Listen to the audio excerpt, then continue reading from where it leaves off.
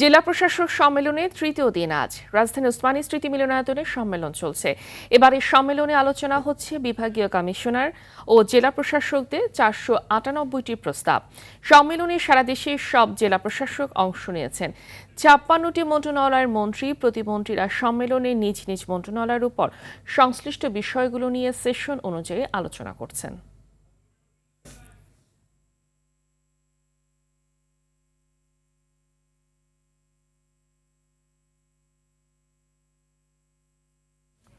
দর্শক, এই বিষয়ে আরো জানাতে রাজধানী ওসমানী স্মৃতি মিলনায়তন থেকে যুক্ত হচ্ছেন সহকর্মী বিল্লাল হোসেন। বিল্লাল, আজ ডিসিতে সম্মেলনে কোন কোন বিষয়গুলো প্রাধান্য পাচ্ছে জানাবেন।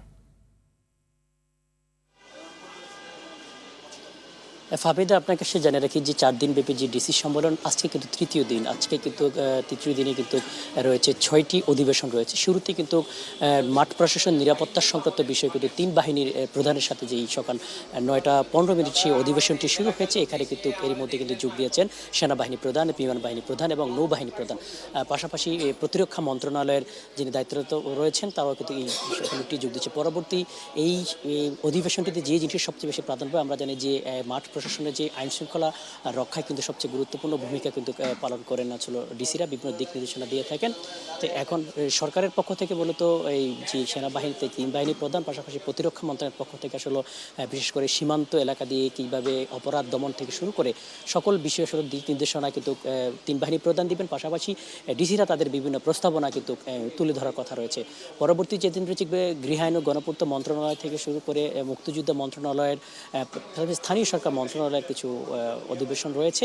সেখানে যে বিষয়টি সেগুলো গুরুত্ব পাবে যে মাঠ প্রশাসনের সরকারের যে নির্বাচনী ইশতেহার, পাশাপাশি সরকারের যে আদেশের বাস্তবায়নে যে ডিসিদের যে ভূমিকা সেটি কিন্তু গুরুত্বপূর্ণ পাবে। আর গতকালকের অধিবেশনে এই বিগত যে 2টি অধিবেশনে সবচেয়ে বেশি ডিসিদের পক্ষ থেকে এই যে বেশি দাবিটি করা হয়েছে, পাশাপাশি সরকারের পক্ষ থেকে যে গুরুত্বপূর্ণ যেটি যার মধ্যে আছে যে আমরা জানি যে মাঠ পরিবেশ রক্ষায় কিন্তু যে ইটভাটা বন্ধের জন্য কিন্তু ডিসিদের পক্ষ থেকে একটি সম্মতি এসেছে।